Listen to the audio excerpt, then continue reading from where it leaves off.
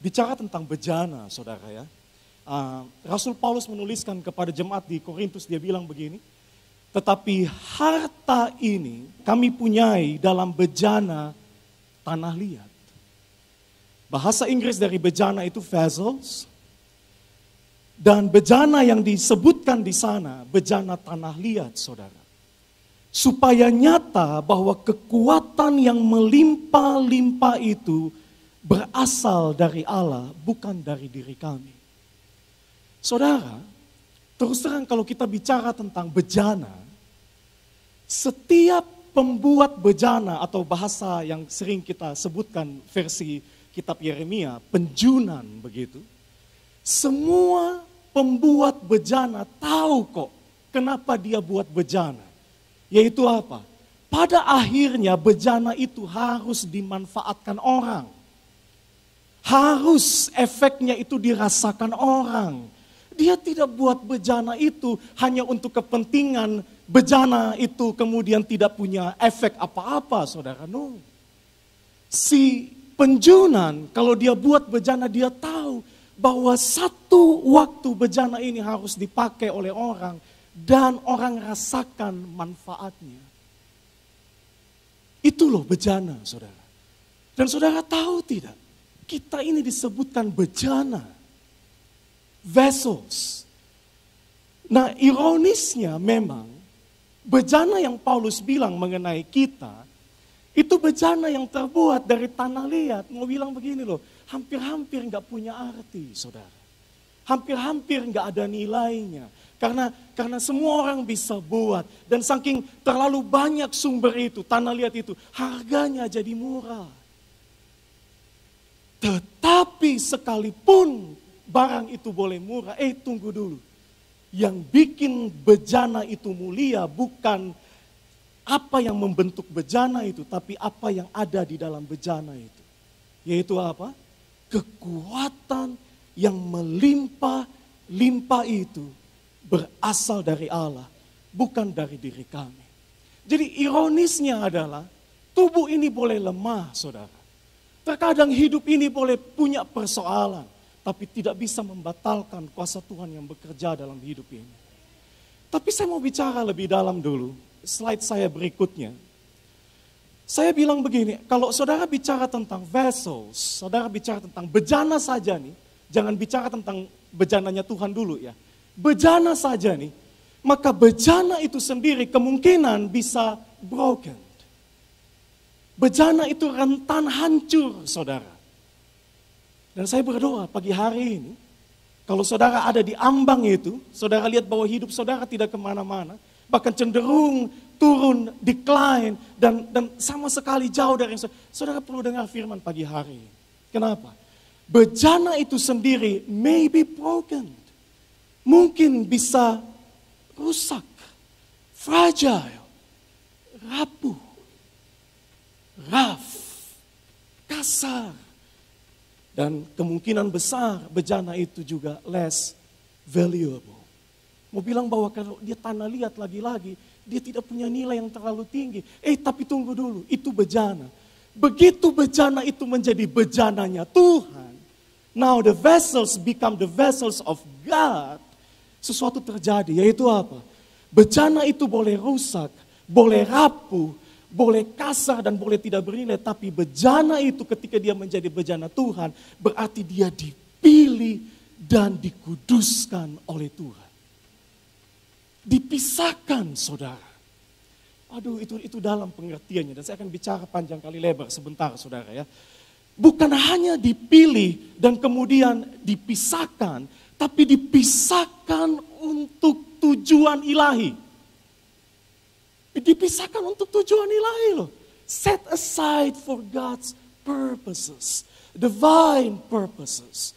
Tujuan-tujuan ilahi, saudara. Jadi tunggu dulu, kalau saudara menyerah di tengah jalan, hidup belum selesai, saudara perlu dengar firman pagi hari ini. Kenapa? Karena kita dipisahkan untuk satu tujuan ilahi. Tujuan ilahi apa? Saya akan bicara pagi hari ini. Hal itu, saudara. Bukan cuma berhenti sampai di situ. Bejananya Tuhan dikatakan di sana indwelled by God's Spirit. My God, biar kata rapu-rapu begini, tapi yang di dalam ini roh Tuhan, saudara. Roh Tuhan. Nah saya tahu saudara tidak terlalu bisa merasakan itu karena saudara pikir mana efeknya Pak. Tapi ini bukan masalah rasa atau tidak rasa, ini masalah kebenaran, yaitu apa? Roh itu ada di dalam kita. Dan yang terakhir, lagi-lagi saudara, kalau saudara menjadi bejananya Tuhan, kemanapun saudara pergi, saudara ini membawa kemuliaannya Tuhan. Carriers of God's glory, wherever you go. Saudara menjadi pembawa glory, saudara. Kemuliaannya Tuhan. Now, itu sebabnya saya bilang begini. Tanggung jawab yang kita punya sebagai anak Tuhan, sebagai bejana itu, sebenarnya tidak sepele loh saudara. Ya, nah di gereja ini kita percaya betul yang namanya diselamatkan oleh apa? Kasih karunia. Tapi kan gak berhenti sampai di sana. Kita nggak berhenti sampai cuma percaya bahwa diselamatkan oleh kasih karunia. Sebab ada ayatnya bahwa begitu kita diselamatkan oleh kasih karunia, kita diberikan tanggung jawab agar kemanapun kita melangkah, kesaksian hidup ini berpadanan dengan pengakuan itu. Bisa paham saya ya? Itu sebabnya Efesus pasal yang kedua, ayat yang terkenal sekali saudara. Bilang begini, sebab karena kasih karunia, kamu diselamatkan. Oh kita percaya itu, oleh iman kita diselamatkan. Itu bukan hasil usahamu, yes Lord, tetapi pemberian Allah. Itu bukan hasil pekerjaanmu, betul kita imani itu. Jangan ada orang yang memegahkan diri. Namun perhatikan, karena kita ini buatan Allah loh. Aduh itu kata besar saudara. Jadi kalau saudara pikir hidup saudara gak kemana-mana, tunggu dulu. Kalau ada firman yang saudara perlu bawa pulang, mungkin cuma satu kalimat ini saudara. Tapi itu cukup untuk kebutuhan kita dan cukup untuk memberikan kepada kita jalan hidup. Arahan hidup yaitu apa? Kita ini buatannya Tuhan. Dikatakan di sana, diciptakan dalam Kristus Yesus untuk apa? Melakukan pekerjaan baik yang dipersiapkan Allah sebelumnya. Ia mau supaya kita hidup di dalamnya. Itu sebabnya ayat ini menjelaskan kenapa begitu saudara terima Yesus, saudara tidak langsung ke sorga, saudara. Kenapa? Karena bagi kita keselamatan itu datang dengan satu paket, yaitu apa? Ada pekerjaan baik yang Tuhan siapkan sebelumnya. Supaya apa? Dia mau kita hidup di dalamnya. Itu sebabnya saya tulis di sana, perbuatan baikmu, karena kan dikatakan di sana begitu, melakukan pekerjaan baik, tidak terpisahkan dari status dan identitasmu dalam Kristus, saudara. Perbuatan baikmu itu tidak boleh bertentangan dengan kesaksian hidupmu. Perbuatan baikmu harus menyertai pengakuanmu. Yaitu apa? Bahwa kita ini diselamatkan oleh kasih karunia saja. Tidak berhenti sampai di sana. Kalau saudara perhatikan 2 Timotius pasal yang kedua ayat ke-19. Saya tuliskan di sana. Tetapi dasar yang diletakkan Allah itu teguh. Dan meterainya ialah, oh Tuhan Yesus. Tuhan kenal siapa kepunyaannya. Tetapi kalimat berikutnya juga berkata, dan setiap orang yang menyebut nama Tuhan, hendaklah meninggalkan apa? Kejahatan. Lagi-lagi saya bilang begini, your action validates your confession. Perbuatanmu, performansmu, itu harusnya meneguhkan pengakuanmu, saudara. Serius loh, kalau kita bicara menjadi bejananya Tuhan, apalagi bejana yang dikhususkan untuk satu tujuan ilahi. Dan yang karenanya berarti kemanapun kita melangkah, kita bawa kemuliaan itu. Tidak bisa tidak. Yang pertama orang akan ukur, bukan cuma hanya pengakuan kita, tapi apa? Buahnya. Itu sebabnya action kita akan meneguhkan pengakuan kita. Bapak dan Ibu, jujur sama saya. Pernah tidak mengharapkan lebih dari orang Kristen? Mengharapkan lebih dari dia yang menyebut dirinya anak Tuhan? Kalau saudara punya karyawan atau sebaliknya, saudara karyawan, saudara punya bos, dan saudara tahu bahwa bos saudara tiap minggu ke DOCC, kan saudara harusnya berharap lebih. Dalam hal apa? Dia paling duluan menunjukkan belas kasihan. Dia paling duluan menunjukkan kemurahan. Dia paling duluan menunjukkan kepedulian. Betul tidak? Kita mengharapkan tidak sesuatu yang lebih dari yang namanya orang Kristen. Sedikit banyak loh kita mengharapkan lebih loh. Sama halnya kalau bos punya karyawan, dia bukannya jemaat DOCC setiap minggu ke gereja. Kita mengharapkan dia paling jujur daripada yang lain. Kita mengharapkan dia paling tulus. Kenapa kita buat begitu? Karena kita tahu sama tahu pada akhirnya pengakuan itu hanya bisa diukur dari apa? Perbuatan. Sebaliknya saudara, pernah tidak saudara dikecewakan oleh orang Kristen? Aduh Pak, dia mau pergi gereja 1 minggu 10 kali juga dia hidup begitu. Dan akhirnya apa? Membuat persepsi kita terhadap orang Kristen, sudah lalu jangan bohong terlalu banyak. Percuma juga, akhirnya tidak menjadi berkat. Kenapa? Bukan karena keselamatannya diragukan, tapi karena perbuatannya menimbulkan pertanyaan, kemana itu keselamatan yang diklaim. Itu sebabnya saya mau bilang begini. Pagi hari ini, jemaat, dengar baik. Satu paket loh, keselamatan dengan kesaksian hidup itu. Satu paket.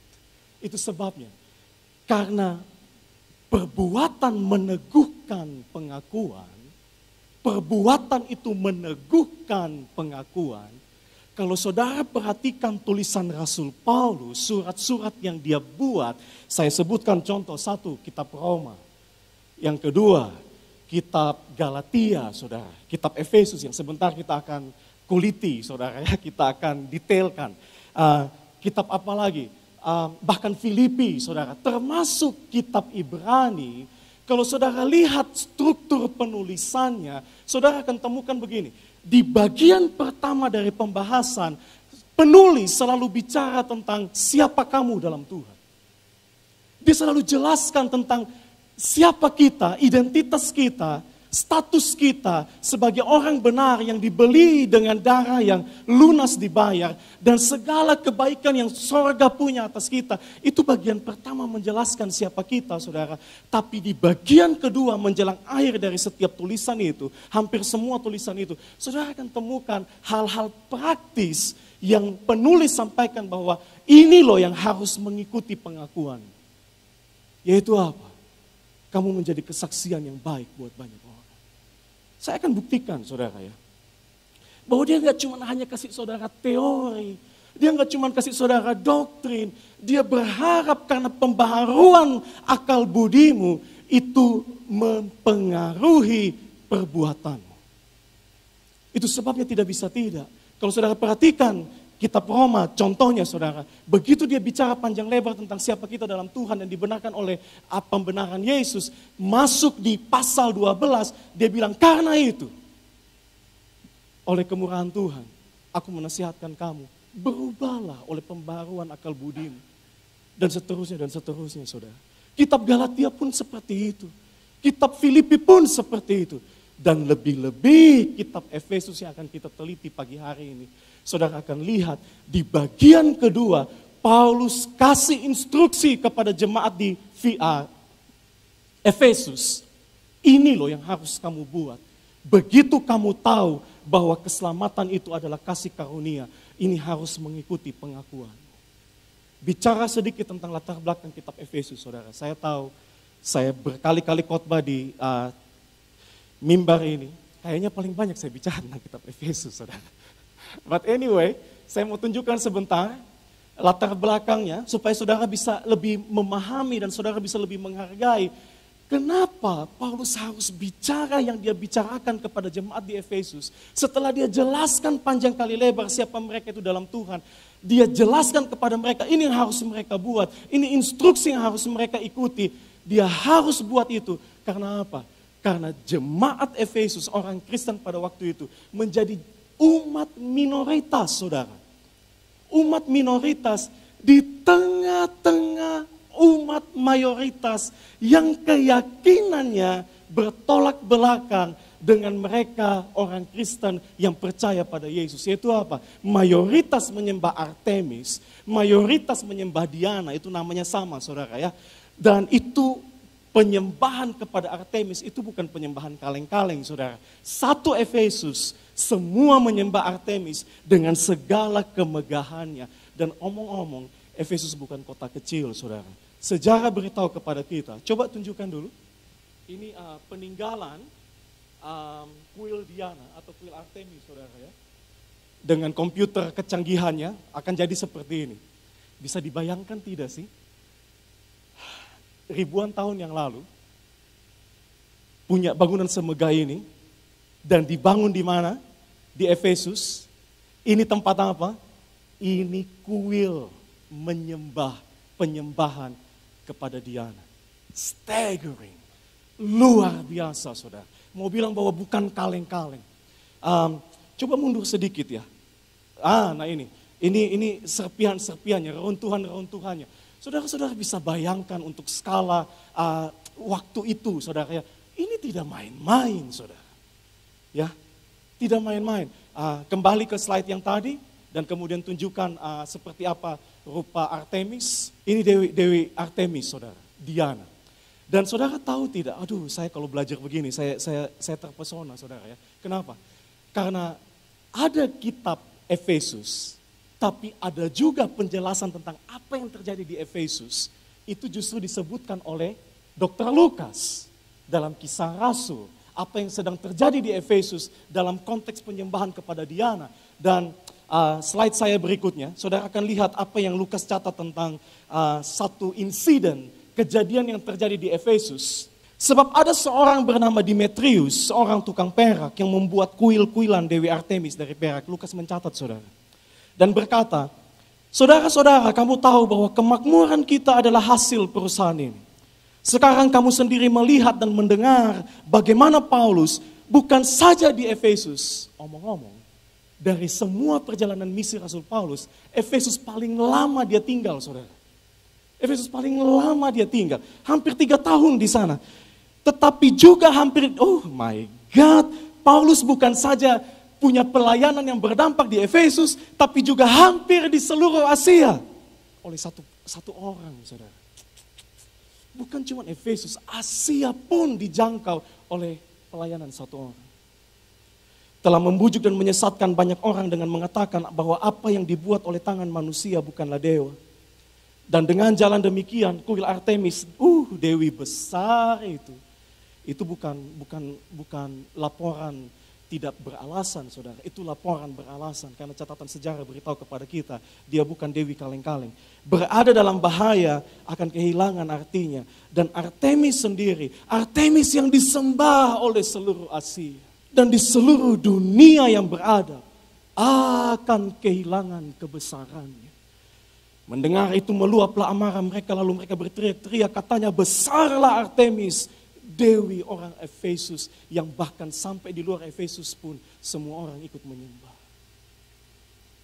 Seluruh kota menjadi kacau dan mereka rame-rame membanjiri gedung kesenian. Boleh jadi yang tadi saudara ya, serta menyeret Gaius dan Aristarchus, keduanya orang Makedonia dan teman seperti Paulus melakukan sesuatu yang luar biasa di sana. Dan Lukas mencatatnya. Saya mau bilang kalau saudara baca Alkitab saudara akan dibuat terpesona akan setiap kesaksian yang dituliskan di dalamnya. Karena itu akurat saudara. Poin saya ada di sini.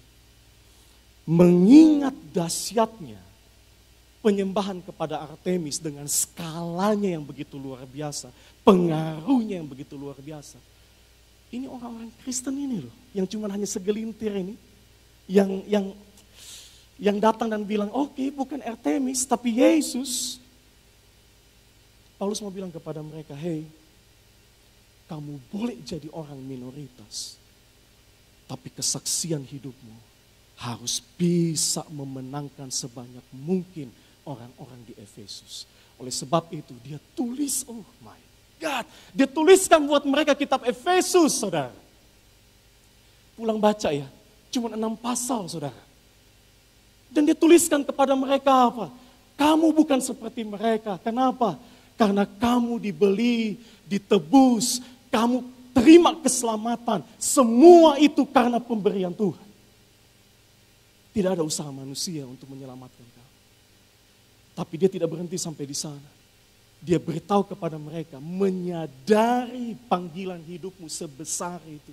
Menyadari keselamatanmu sedahsyat itu.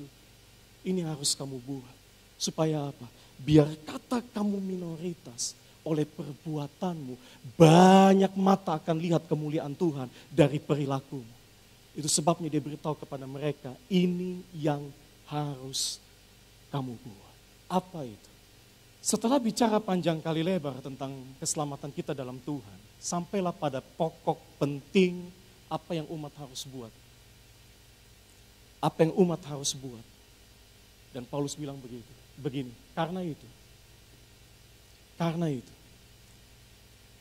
perhatikanlah dengan saksama bagaimana kamu hidup. Oh my God.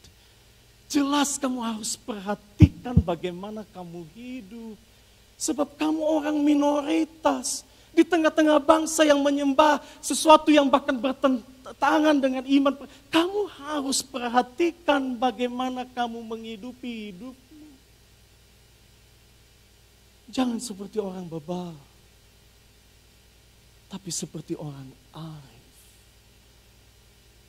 Dan bagaimana orang arif menghidupi hidupnya di tengah-tengah angkatan yang bertolak belakang keyakinannya dengan mereka, di tengah-tengah angkatan mayoritas yang punya keyakinan berseberangan dengan mereka, bagaimana orang berhikmat itu harus menghidupi hidupnya, yaitu dia tahu menggunakan waktu yang ada, karena hari-hari ini adalah jahat.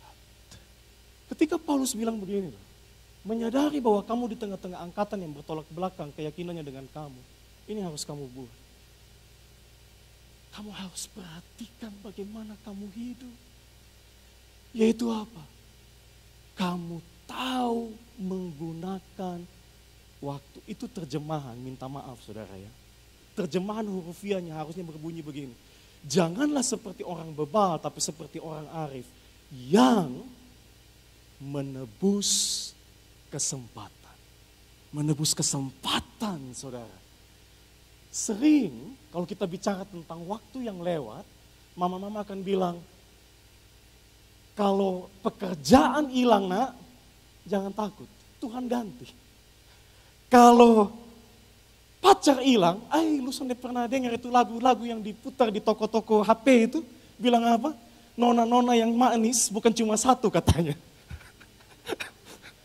Jadi kalau pacar hilang, 2000 Tuhan akan ganti. Oh tidak sampai sebanyak itu juga. Tapi saya mau bilang begini, hampir semua hilang bisa muncul lagi.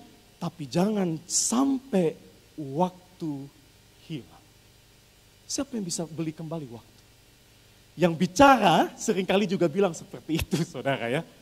Ada benarnya sih bahwa kalau waktu itu hilang, ya sudah lewat. Kita tidak bertambah muda, benar gak? Sekalipun kita berusaha segala macam usaha, tapi kita nggak. Tapi mau bilang begini loh, ternyata tunggu dulu, sebab menurut Paulus, oh Tuhan Yesus, kita masih bisa tebus waktu, saudara. Karena itu terjemahannya begitu, tebus kesempatan. Kata tebus di sana nanti saudara lihat ya, Galatia pasal 3 ayat 13, Galatia 4 ayat 5, itu kata yang sama ketika Paulus bilang begini, Kristus telah menebus kita dari kutuk hukum Taurat. Kristus telah menebus orang-orang yang hidupnya di bawah hukum Taurat. Jadi kalau kita bicara tentang menebus, kita mau bilang begini loh, sesuatu yang tadinya hilang, sekarang kita beli, namanya tebus, mesti ada transaksi uang saudara ya, tidak bisa tidak. Ada satu transaksi yang terjadi, kita beli apa yang tadinya hilang, dan sekarang karena kita dapatkan kembali, itu jadi milik kita. Itu tebus, itu redeem saudara. Nah Paulus bilang begini, kamu di tengah-tengah angkatan yang keyakinannya bertolak belakang sama kamu, bukan cuma hanya keyakinan loh, perbuatannya pun bertolak. Kamu harus tahu bagaimana menebus kesempatan. Membeli ulang, mendapatkan kembali. Dan sebenarnya itu mau bilang kepada kita, itu satu berita yang menguatkan hati, saudara. Itu satu berita yang membesarkan hati. Kenapa? Karena saya mau bilang begini, boleh jadi hari ini engkau datang dan bilang, Tuhan, andai saja kalau aku tidak bodoh pada waktu itu. Tuhan, andai saja aku lebih berhikmat pada waktu itu. Tuhan, andai saja aku lebih sabar pada waktu itu. Mungkin ini tidak pernah terjadi. Kalaupun itu sudah terjadi, saya mau bilang pagi hari ini beritanya adalah saudara bisa tebus waktu itu. Persoalannya bagaimana, Pak? Dan saudara, Alkitab beritahu kepada kita, oh Tuhan, bahwa kita masih bisa tebus waktu. Lebih tepatnya, tebus kesempatan yang telah lewat. Saya mau bicara sungguh pagi hari. Dan ini sungguh-sungguh saudara. Kalau ada yang saudara bawa pulang 15 menit terakhir ini. Bagaimana cara kita menebus kembali sesuatu yang sudah lewat. Dan seringkali kalau itu sudah lewat, kita akan menyesali sungguh-sungguh. Saudara kita bilang, oh my God, coba kalau dia putar ulang, mungkin kita akan tidak buat itu lagi. Tapi kalau hari ini saudara pulang, saudara harus bilang sama diri saya, tadi pesan Tuhan buat saya itu apa? Saya akan ubah semuanya mulai pagi hari ini. Dan saya tahu saya masih punya kesempatan untuk kembali mendapatkan apa yang hilang itu. Dengan cara yang pertama, bagaimana orang menebus waktu. Kolose pasal yang ketiga bilang begini, saudara. Dan segala sesuatu yang kamu lakukan dengan perkataan atau Bapak dan Ibu. Segala sesuatu di sana bukan cuma berhenti sampai pada perbuatan loh, perkataan. Segala sesuatu yang kamu lakukan dengan perkataan atau perbuatan. Bagaimana kalau mulai hari ini kita lakukan semuanya itu dalam nama Tuhan Yesus sambil mengucap syukur oleh Dia kepada Allah Bapa kita. Bagaimana orang menebus waktu dan kesempatan yang sudah hilang mulai hari ini, beritahu sama hidupmu yang lewat saya tidak bisa buat apa-apa. Tapi yang di depan ini yang akan saya buat. Mulai hari ini, semua yang Tuhan percayakan tangan ini untuk buat.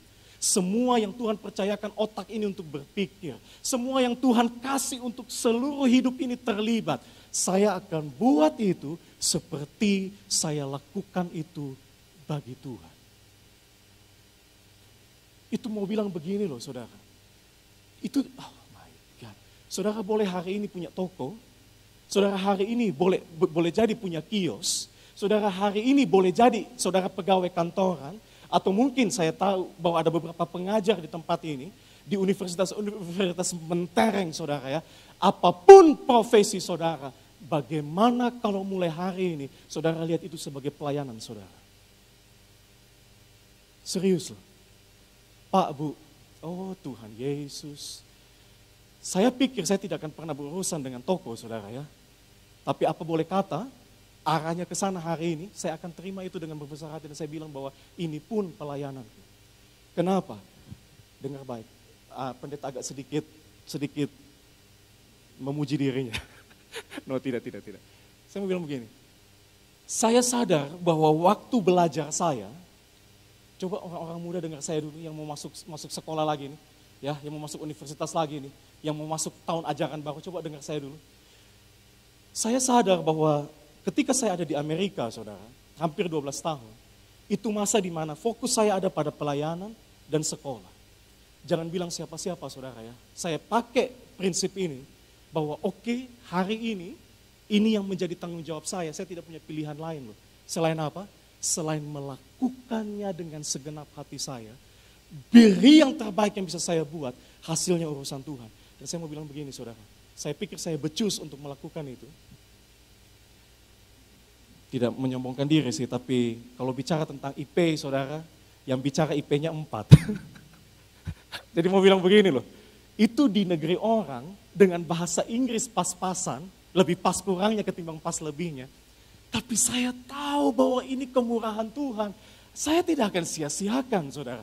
Itu sebabnya anak-anak muda di tempat ini yang sebentar lagi akan pergi keluar dari kota ini, saudara ya. Saudara akan taklukkan dunia luar di sana. Saya mau bilang begini, bagaimana kalau engkau keluar dari negeri ibumu, dari negeri bapakmu, kau buat semua yang kau buat dengan satu persepsi. Aku akan buat yang terbaik. Kenapa? Ini pelayanan. Ini pelayanan. Dan saya mau bilang begini, hal yang sama juga harusnya kita bilang sama diri kita. Semenjak semua yang saya buat ini adalah untuk Tuhan, kan tidak mungkin dong kita menggelapkan uang orang di dalam nama Tuhan Yesus. Kan gak mungkin. Tidak mungkin dong kita merampas apa yang bukan jadi milik kita di dalam nama Tuhan Yesus. Nggak mungkin. Nggak mungkin dong kita korupsi uang orang yang mana kita tahu bahwa itu tidak diuntukkan untuk kita, saudara. Kita tidak mungkin akan mengkorupsi uang orang dalam nama Tuhan Yesus. Sebab itu akan bertentangan dengan kesaksian hidup itu, saudara. Itu sebabnya saya mau bilang begini, apapun hari ini pekerjaan, apapun hari ini profesimu, apalagi kalau saudara datang untuk melayani di tempat ini. Jelas-jelas saudara melakukannya untuk Tuhan. Kenapa masih gontok-gontokan? Kenapa masih gampang tersinggung? Kenapa masih punya roh perpecahan, saudara? Ya, tidak suka satu dengan jelas-jelas hari ini kita ada dalam dunia pelayanan. Mau bilang bahwa itu kita buat semuanya untuk siapa? Untuk Tuhan. Jadi mari kita bilang sama diri kita, segala sesuatu yang aku buat untuk Tuhan. Mau bilang begini loh, tidak ada kesempatan loh untuk berbuat yang aneh-aneh. Tidak ada kesempatan loh untuk menggelapkan uang orang loh. Tidak ada kesempatan loh untuk makan uang orang loh. Tidak ada kesempatan untuk memanipulasi data loh. Karena kita kan gak mungkin memanipulasi data dalam nama Tuhan Yesus kan. Coba bayangkan ya. Oh Tuhan, saya tidak perlu banyak orang, saudara. Ini orang semua yang duduk di tempat ini melakukan hari ini apa yang mereka dengar. Satu kota akan lihat kemuliaan Tuhan, saudara. Loh serius. Gereja seukuran ini, kalau semua paham bahwa semua yang dia buat hari ini dia buat untuk Tuhan, berarti tidak punya alasan untuk saya mengkorupsi, tidak punya alasan untuk saya buat yang tidak ada menjadi ada dalam tidak. Jauh daripada itu, saudara bisa bayangkan enggak? Untuk ukuran ini saja loh, kalau semua orang mau muda, mau kecil, mau tua, mau besar, mau bilang saya buat semua yang saya buat itu untuk kemuliaan Tuhan. Satu kota akan lihat kemuliaan Tuhan, saudara. Satu kota akan lihat kemuliaan Tuhan. Dan itu dimulai dari tempat kerja, saudara. Itu dimulai dari rumah, saudara. Hal yang pertama, bagaimana kita tebus waktu kita? Kita buat semua yang kita buat seperti kita lakukan itu untuk Tuhan.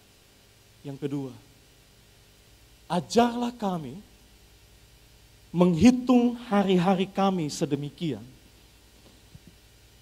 hingga kami beroleh hati yang bijaksana.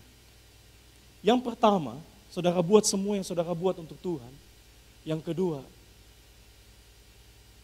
bagaimana kalau hari ini saudara punya cara pandang akan hidup ini, yaitu apa? Waktuku dihitung loh. Hari-hariku dihitung. Minta maaf nih ya. Bukan cuma yang merasa bahwa dia senior, yang muda melihat yang senior dan bilang, hari-harinya jelas, ku bisa lihat, dihitung tuh. Jangan dulu, kenapa? Karena yang muda pun, bahkan termasuk yang bicara, jam khotbahnya sedang dihitung. Dan sisa 7 menit, saudara.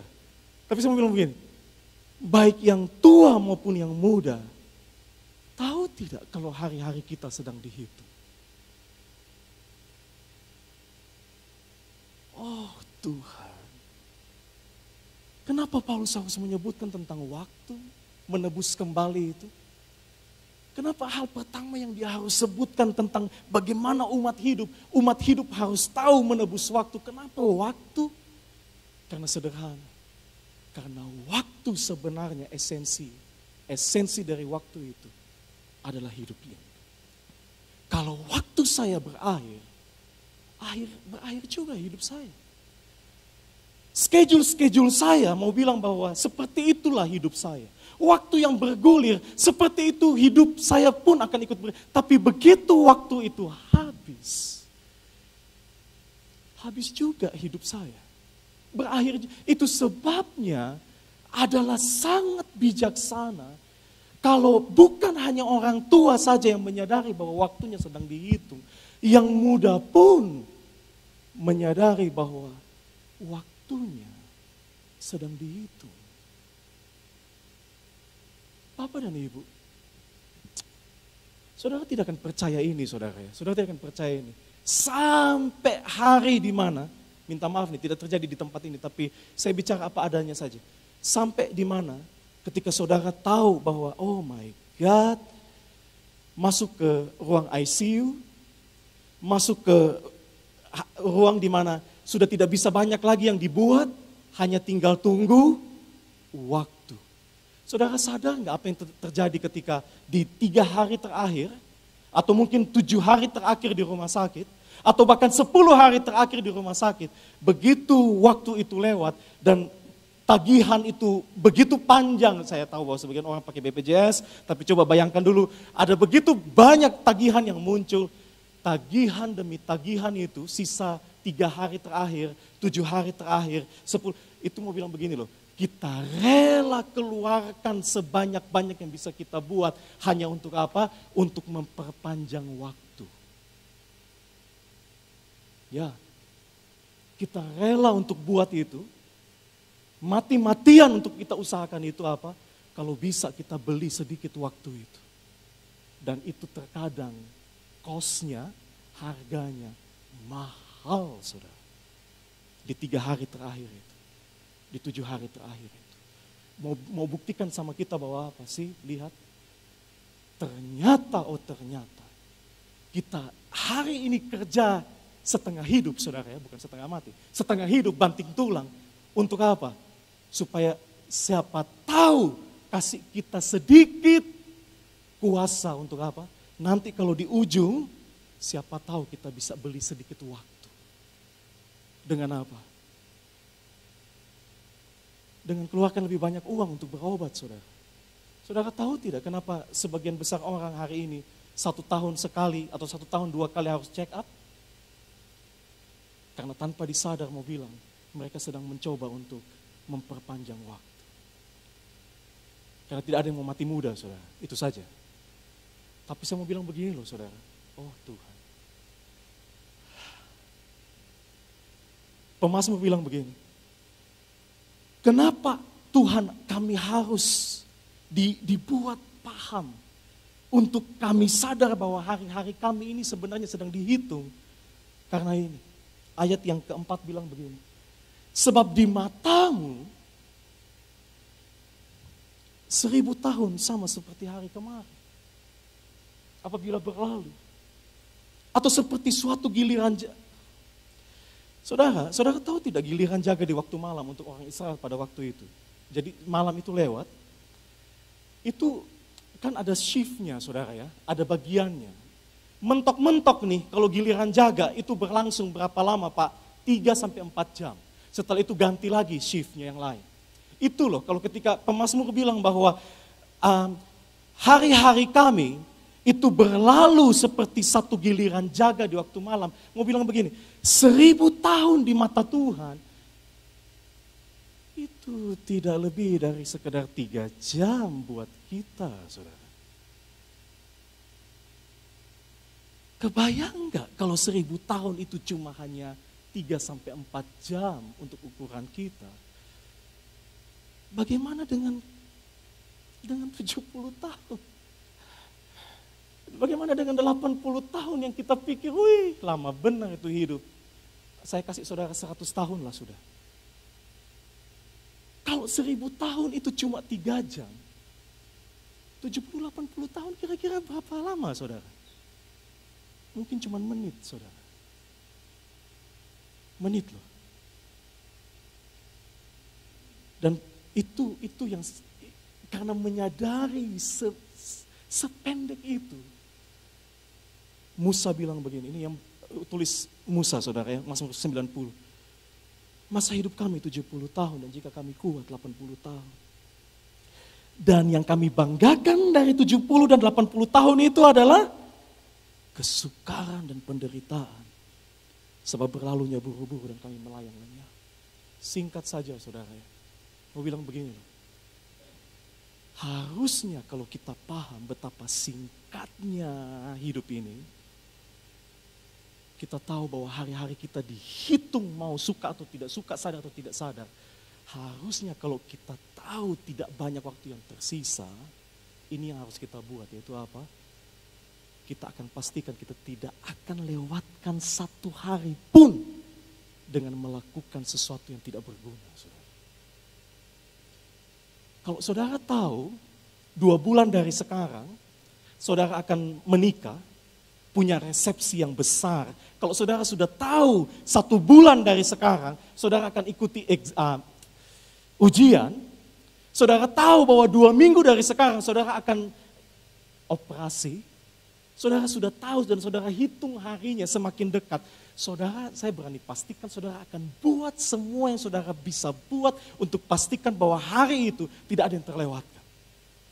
Itu kalau kita tahu waktunya. Kita akan pastikan apa yang kita bisa buat, kita akan selesaikan saudara. Sebelum waktu itu datang. Itu kalau orang tahu. Saya mau bilang begini saudara. Ada loh satu kisah loh. Dalam lagi-lagi Lukas mencatatnya. Sayangnya ada orang yang hidup, dia pikir dia hidup selamanya. Dan karena dia pikir dia hidup selamanya, fokus dia cuma satu. Hidupku, diriku, dan kesenanganku. Dan apa yang terjadi dengan orang seperti itu? Yesus beritahu seperti ini saudara. Lukas 12 ayat 16 sampai 21. Ada satu cerita yang sangat-sangat tragis saudara, tapi dengar dulu. Kemudian Yesus mengatakan kepada mereka suatu perumpamaan, katanya ada seorang kaya, tanahnya berlimpah-limpah hasilnya. Ia bertanya dalam hatinya, apakah yang harus aku perbuat sebab aku tidak mempunyai tempat di mana aku dapat menyimpan hasil tanahku. Luar biasa saudara. Lalu katanya inilah yang akan aku buat. Aku akan merombak lumbung-lumbungku dan aku akan mendirikan yang lebih besar. Dan aku akan menyimpan di dalamnya segala gandum dan barang-barangku. Sesudah itu aku akan berkata kepada jiwaku, jiwaku ada padamu banyak barang. Tertimbun untuk bertahun-tahun lamanya. Beristirahatlah, makanlah, minumlah dan my God. Kita kalau, mama-mama kalau ketemu anak muda seperti ini, dia bilang ini calon menantu yang luar biasa. Kenapa? Bayangkan masih muda, sudah punya investasi sebegitu banyaknya.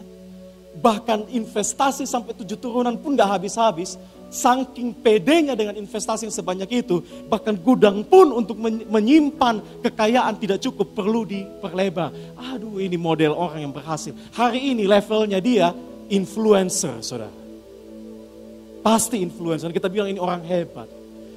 Ya, semua anak muda akan lihat dan bilang bahwa kita mau seperti itu. Kenapa? Ini orang luar biasa. Kenapa? Bayangkan, saking berhasilnya, penyimpanannya pun harus diperlebar. Dan hartanya pun tidak akan pernah habis sampai 7 keturunan. Kita bilang, ah my God, luar biasa. Tapi, itu versi kita saudara. Sorga melihatnya, dan sorga bilang begini. Slide berikutnya, tetapi firman Allah kepadanya. Hai engkau, orang apa? Bodoh dari mana Pak? Bagian mana yang bodoh? Dari orang yang berinvestasi.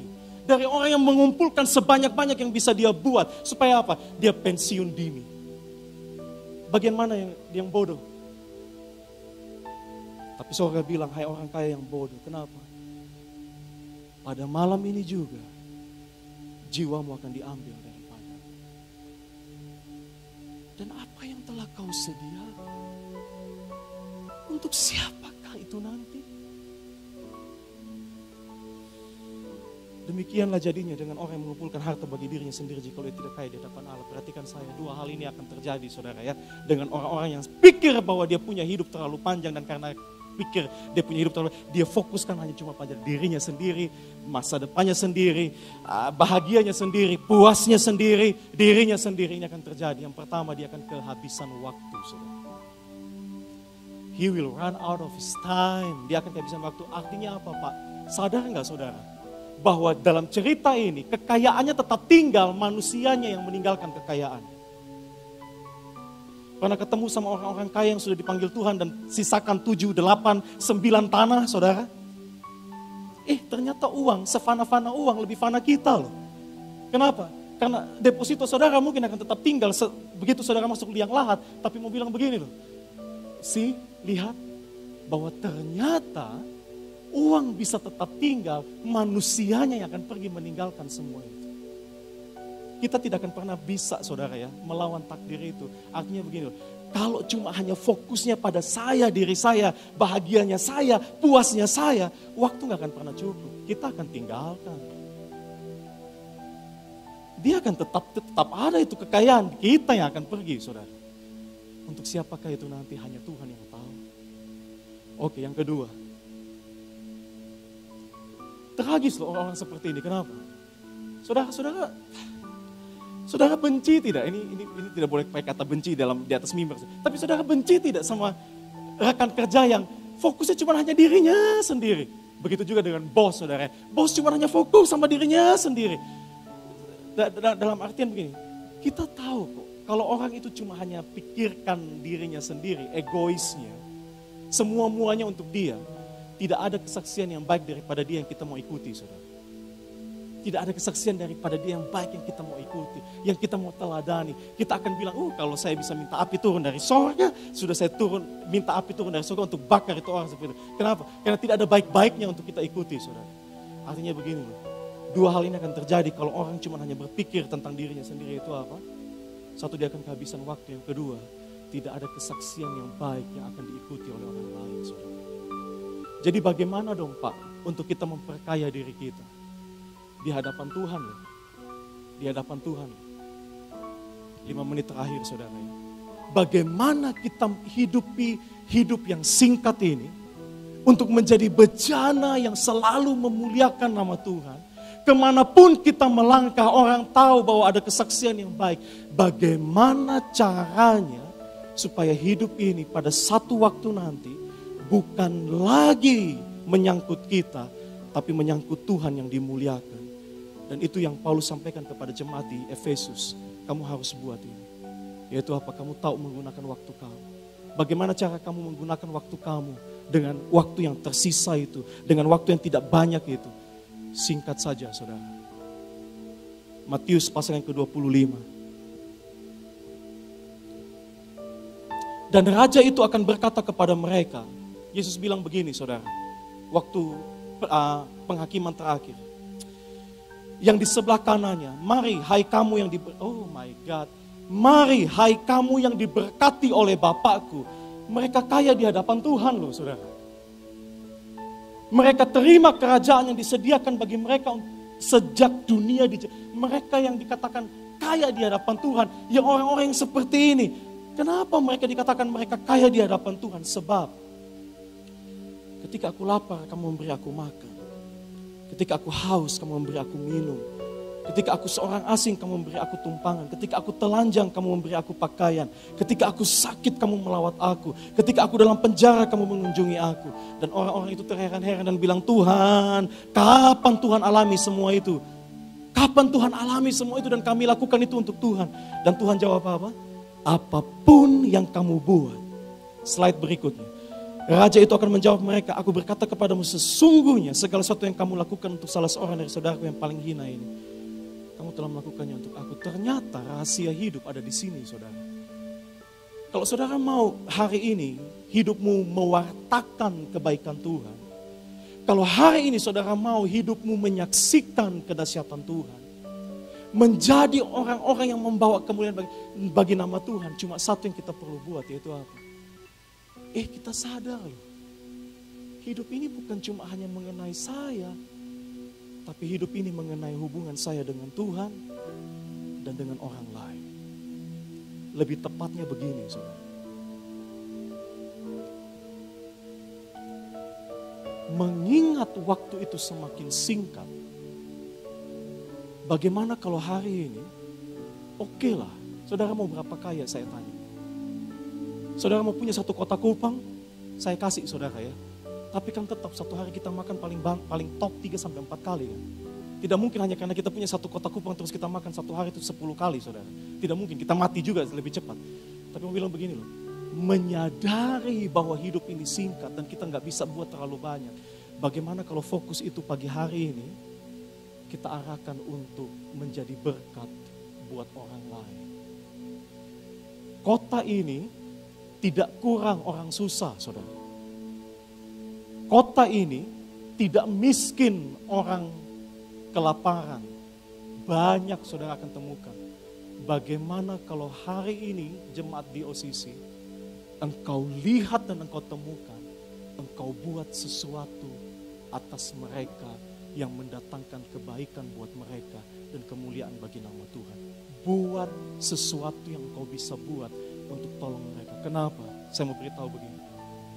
Karena ketika engkau melakukannya, tahu tidak kalau Tuhan itu sedang berdiri di samping mereka. Kan ayatnya bilang begitu. Tuhan, kapan kami beri Tuhan makan saat Tuhan kelaparan? Kapan kami beri Tuhan baju saat Tuhan telanjang? Kapan kami kunjungi Tuhan dan saudara, Tuhan bilang apa? Kamu lakukan buat mereka, kamu lakukan buat aku. Artinya dia mau bilang begini loh. Kamu tahu tidak bahwa aku tidak jauh dari mereka loh. Itu sebabnya ketika kamu buat atas mereka, aku pun ikut menerima perbuatanmu. Itu sebabnya kalau mau cari Tuhan di mana, bukan cuma hanya cari Tuhan di gereja loh. Tapi cari Tuhan di perempatan-perempatan itu, di panti-panti asuhan itu, di panti-panti jompo itu, Tuhan ada di sana, saudara. Itu ayatnya, mau bilang begini loh. Kalau itu yang kita buat hari ini dengan sekuat tenaga kita, berani dipastikan kita akan beli kembali dan menebus kembali waktu yang telah hilang itu. Ya, kita akan beli kembali. Dan disitulah hidup itu menjadi kesaksian yang baik. Bejana itu mewartakan kedahsyatan Tuhan. Kapan? Kalau kita sadar bahwa Tuhan dekat dengan orang yang remuk hatinya. Dan Tuhan menyelamatkan mereka yang patah jiwanya. Mazmur bilang begitu. Artinya mau bilang begini. Pulang dari tempat ini, jangan pelit-pelit berbuat baik sama orang ya. Kenapa? Karena tanpa Anda sadari, Anda sedang membeli kesempatan yang hilang ya.